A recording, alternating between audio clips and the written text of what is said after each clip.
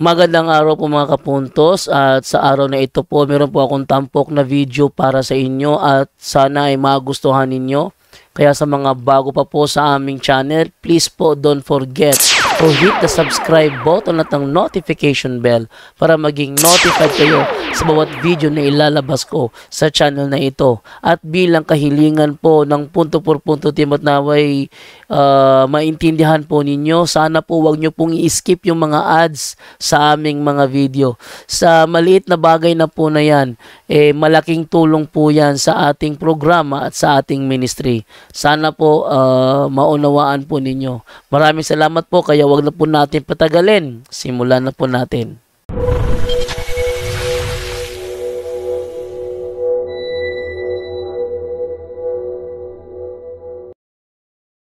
Hello po. Yes, good evening kapatid Daniel. At kung maaari sana, pakibuksan ng ating camera. Ayan. Ano po yung katanungan nyo kapatid? Bali, dalawang tanong lang kay Brad Wendell. Isa kay Brad Wendell at saka isa kay Brad Angel.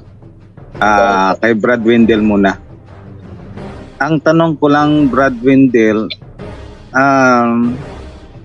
nakapunta na kasi kami kay Father Balonggit doon sa Alamada, nakapa-deliverance na kami doon, nakapag-kumpisal na kami. Ngayon, yung kasamahan kong lay minister, ano siya, gusto niya mag-deliverance sa bahay niya. Kasi yun naman ang advice ni Father Balonggit niya, pwede ka naman mag-deliverance sa bahay mo. Ang tanong ko lang po, kasi may bisyo siya kasi nanganga or mama sa Ilonggo ata. Okay lang ba yun? So, taga saan kayo na diocese bro? Cotabato pa rin kayo? Midsayap kasi wala kasing exorcist dito sa amin. So, pumupunta talaga kami ng Alamada. Active si Father Ray Balungkit dyan sa Alamada. Okay, kung mama lang na batay sa kultura ng mga tinatawag na nitibo noon, wala naman yung problema. Maliban lang kung may isinagawang ritual para okultismo. So, wala yung problema. Dahil nagiging kabahagi lang yan sa kanilang kultura. No? Ang pagsagawa ng mama. At maliban lang kung may mga occult practices, diyan na ang problema. So, walang problema yan, kapatid. Okay. Sige po. Maraming salamat. Kay Bro Angel na naman. Hello, Bro Angel. Good evening. Good evening po. Tanong ko lang po kasi parang bagay ito sa'yo kasi tungkol ito sa rosary.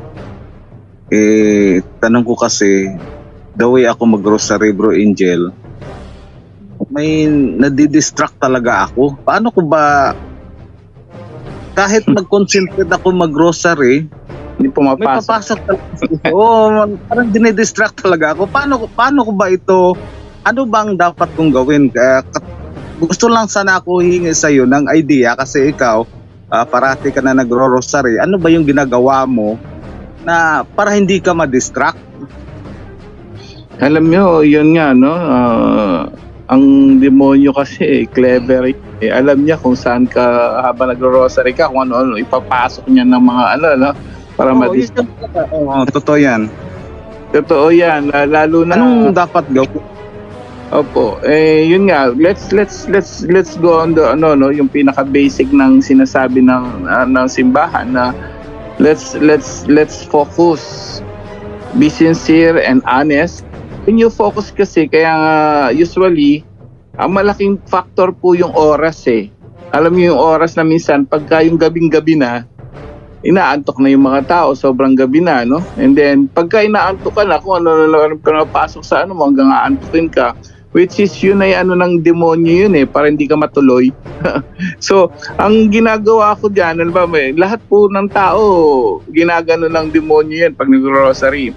And first factor nakikita ko po dyan is pag medyo gabing-gabi ka na nagro-rosary na talagang, wag nagro-rosary sila, yung mismong patulog na at late na. So, ang advice ko, Ako, Red Angel, 7 o 7:30 before punto. So, hindi pa ako antok niya. Pero, distract talaga masyado ako kahit ganong oras. so alisin mo yung mga distraction. Paano? Mag-ano po kayo, wag kayong pipikit. Tumingin kayo sa image ni Mama Mary. Ako, yun ang ginagawa ko. Pag lahat naman po tayo, no? Kasi rosary mahaba yan. Paulit-ulit nating sinasabi. So, yung iba parang ano na lang siya, no? So, nagiging normal na lang, no? Hindi na nga minsan prayer. Parang, ano na lang, no? Parang wala lang, no? Nagdasal ka lang o parang binanggit mo lang. So, ang ginagawa ko po dyan is yun nga, yung iba, halos lahat yan pumipikit eh. Huwag kayong pumikit, tumingin kayo sa sacred image ni Mama Mary. Yun po, very effective yun. Pagka ako may naiisip o inaantok, ang gagawin ko po, focus ako kay Mama Mary and focus ako doon sa sinasabi ko, sa dinadasal ko. And common yun. And if in case naman, in Jesus' name, umalis ka, ano man ang distraction na yan, umalis ka in Jesus' name, ano man ang distraction. So, yon isang bagay, plus yung subukan mo yung wag tayong pipikit, no? And at the same time, focus tayo sa sinasabi natin and focus tayo sa image ni Mama Mary para hindi tayo pasukan ng demonyo, kapatid. Brad Angel, okay lang ba? Kasi ang ginagawa ko, ganito, dina-download ko kasi yung mga rosary from Monday to Sunday. Dina-download ko dito sa cellphone and then ginagamitan ko sa ng Bluetooth para lumakas yung speaker. Yes po. So, sinasabayan ko, okay lang ba yun na may background siya na malakas na pang prayer? Tapos, doon na lang ako sumasabay. No, actually, yes, ganun din ang ginagawa namin kasi minsan may mga magagandang solemn na rosary na magandang sabayan, no? So, wala naman pong ano yung simbahan yun kasi ganun din naman pag misa, 'di ba? Sa misa sinasabayan lang natin yung mga ano doon, no? Yung mga nakasulat, sumasabay tayo. So, pero ang simbahan kasi hangga't maaari nakalagay recite, no? Pa inyo recite, memorize mo hangga't maaari. Pero yung pagsasabay wala nang pong ano 'yan, as long as turo na simbahan, balik tayo sa basic. Lahat ng mga rosary kahit anytime pwede, no, para hindi ma-misinterpret yung sinasabi natin, pwede anytime as long as make sure walang distraction gabi at yung sa isip natin, pag may pumapasok, in Jesus name, umalis ka, and at the same time, dilat mo yung mata mo, focus ka sa sinasabi, focus ka sa image ni Mama Mary, kapatid. Wala namang problema yung kung sumabay ka sa basta sincere ang pagro-rosary mo, kapatid. Okay. Ayun lang po. Maraming salamat.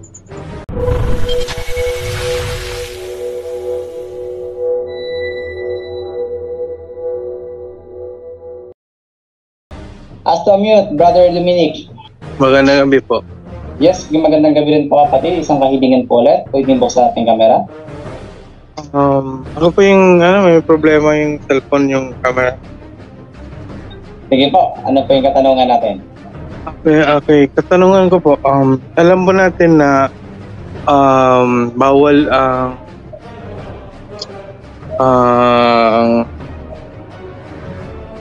yung yung para pigilan yung mabuntis. Yung tawag? Control or contraceptive? Opo. Ang katanungan ko po tungkol dito ay yung babae kasi may sakit siya na magbibigay ng komplikasyon kung mabubuntis siya. Ngayon, pinaplanuhan nilang magpalaygit na lang. Ma-justify pa yung magpalaygit siya. Kasi kung mabuntis siya, delikado naman, baka ikamatay niya yung kung mabubuntis siya. Risky pregnancy yung tawag ng doktor doon. Risky pregnancy pag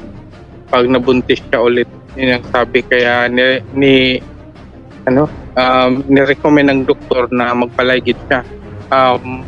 Ano po ba ang kasagutan ng isang Katoliko tungkol dito? Okay po. Brother Angel Santos? Medyo malalim yan, no? Medyo... Oo, kasi unang-una, pag nabuntis nga, sabi mo, in danger siya, no? Delikado.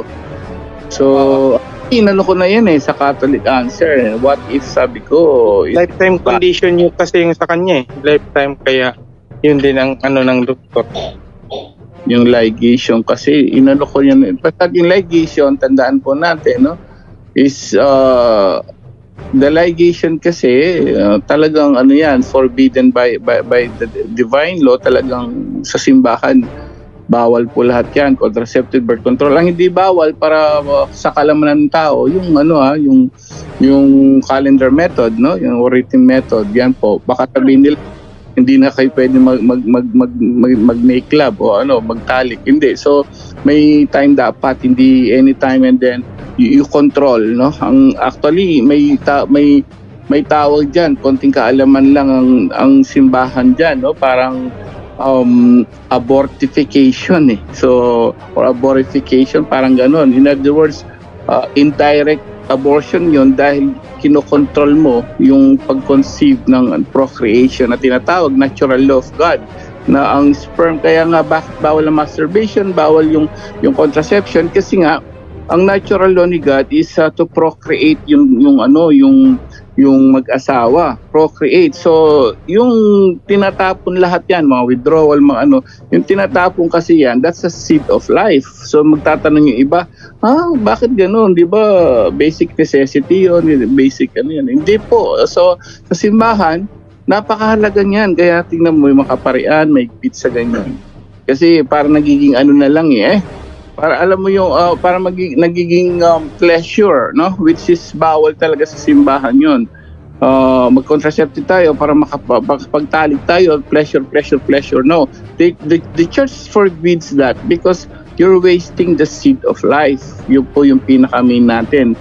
Ngayon, yung tanong mo na ang ligate is talagang lalo na yung ligation para hindi magkaanak, na maraming nagkaganon. Ngayon, yung for medical reason, ang sinasabi mo, para magkaanak, actually, in-research ko na yun, malaking issue yun kahit sa states o yung sa Catholic Church. Siguro, let's mag-research kang more on that kasi ang alam ko sa ibang simbahan, ina-allow dyan for medical reason, no? Pero ayoko dyan because ang pinag-uusapan dyan is birth control na. So, ang birth control, ang pagkakaalam natin dyan, ang simbahan is talagang prohibits yan, whatever the reason talaga. So, maraming mga kung ano man reason mo, bawal talaga po ang magpalaygate, no? Ngayon, kung mabuntis siya, ganito-ganon, kasi so patuloy na lang. So siguro mag-second opinion tayo. Bro Wendell, ano palagay mo doon? Because contraceptions, ligations are really forbidden by church. It's a mortal sin because it's also like indirect abortion pala yun. So napakalaki kasalanan pala yun. Angel, Mga nakikinig. Sige, Bro Wendell. Pwede mo mabasa ba ang Catechism of the Catholic Church 2399? Bro Aljan, 2399 tayo. 2399 po. Yes. Ito po ang nakasunod. 2399. Sabi dito, ganito po, CCC. Ito po ang nakasulat sa Catechism 2399. The declaration of birth represent one's of the aspect of responsible fatherhood and motherhood. Legitimate intercession of the parts of the spouse do not justify recourse to the morally unacceptable means, for example, direct transterilization or contraceptions. Sterilization. Sterilization. Direct sterilization or contraceptions. Opo. Okay, so malinaw po ang nakasulat sa Catechism of the Catholic Church. At Balikan natin yung Catechism of the Catholic Church 2370. 2370 at ito po ang sulat. 2370. Sabi dito po. Periodic continence, that is the method of birth regulation based on self-observations and the use of infertile periods, is in conformity with the objective criteria of morality. This method respects the bodies of the spouse, encourage tenderness between them, and favor the education of an authentic freedom. In contrast, every action which, whether in an anticipation of the conjugal act, or in its accomplishment, or in the development of its natural consequences, proposed whether as an end or as in means, to render procreation impossible intrinsically. No? Evil. Physically evil. Okay. Those Maraming tuloy po? Hindi, gandun lang, bro. Maraming salamat, no?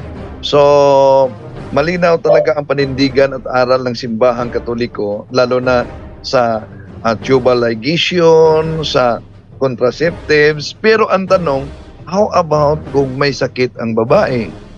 O kailangan ba siyang magpalaygit? Ang aral ng una, ang ating katawan, tato nga, bawal. Yeah? Mariing ipinagbabawal. Kahit pa nakatato sa mukha ng ating Panginoon Jesucristo at sa mahal na Birhen Maria, bawal pa rin yan. Dahil ang ating katawan ay templo ng Diyos. So ano pa ang aral ng simbahan, lalo na sa natural method of family planning? Napakasimple lang. Natural method of family planning. At kailangan ang self-discipline. Anong formula? Basta bata. Ibig sabihin, fertile ang babae niyan, kaya kailangan merong pagpipigil sa sarili. Yun lang ang dapat gawin sa couples. Yun po, Brad and Jen. Hindi bro, ano daw ang turo ng simbahan dyan? Medical reason yun eh. So kailangan niya magpalagi talaga para kasi kung hindi siya magpalagi, kaya nga kakaiba kasi ito eh. Sa CCC 2399 at 2370, it's all about talagang forbidden yung contraception. But ang tanong niya is medical reason, kailangan niya magpalagi because pagka nabuntis daw siya, magkakaroon ng health problems. So magpapalagi na lang siya para hindi magkaroon ng health problems pag bubuntis. Medyo so iba na naman yun. That's completely different. Yun talaga ang sinabi ko, Brad, na kailangan na sa ganyan, mananatili pa rin i-promote ang natural method of family planning, pagpipigil sa bawat isa. Sa napaka-linaw na formula, basta bata, so kailangan magpipigil. So, ikot ko si Dr. Rene Joseph Bolliser na sa Human Life International at nalubhasa siya sa mga ganito, no? Nalubhasa siya sa mga ganito at ito ang paulit-ulit niya na aral. At basta iimbita siya. Kadalasan at karamihan umano sa mga doktor, lalo na walang foundation sa simbahang Katoliko, mag-recommend umano ligation. At meron pang magsasabi, kailangan talagang ilaygit ka dahil manipis na yung mattress mo. Kailangan talagang ilaygit ka dahil delikado na.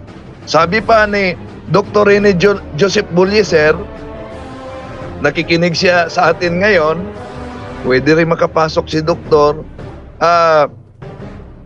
wala umano sa kanilang aklat yan. Bilang doktor, bakit ba umano merong magpo-promote ng ligation sa mga doktor dahil mamipis na ang mattress o kaya delikado magkasakit dahil sabi niya 3 ligation umano pwede nang makabago ng sasakyan ang doktor. Si Dr. Rene Bollicer nagsabi niya na yan ang sabi. Kaya sa simbahan natin yung promosyon natin natural method of family planning dahil kahit pa na sinabing may sakit, di natin sigurado kung tama ba ang findings ng naturang doktor o kaya'y sinabi lang niya tulad sa manipis na ang mattress, delikado kayo, dahil may ibang intensyon siya. Delikado. So, ibig sabihin, i-promote yung natural method of family planning, ang pagpipigil sa sarili. Kung sakali na sa pagpipigil ng sarili mabuo ang buhay, bakit takot tayo? Di po ba sa kasal, tinanong yan sa pare, sa bawat kinasal, handa ba kayong tanggapin ang mga batang ibigay sa Diyos sa inyo? Isa yan sa tanong. Kaya sa Human Life International, paulit-ulit itong sinabi ng mga kaparian at obispo, defend the life and the owner of life will depend on you. Okay, Brother Dominic. Okay po, maraming salamat po. Malinaw na malinaw.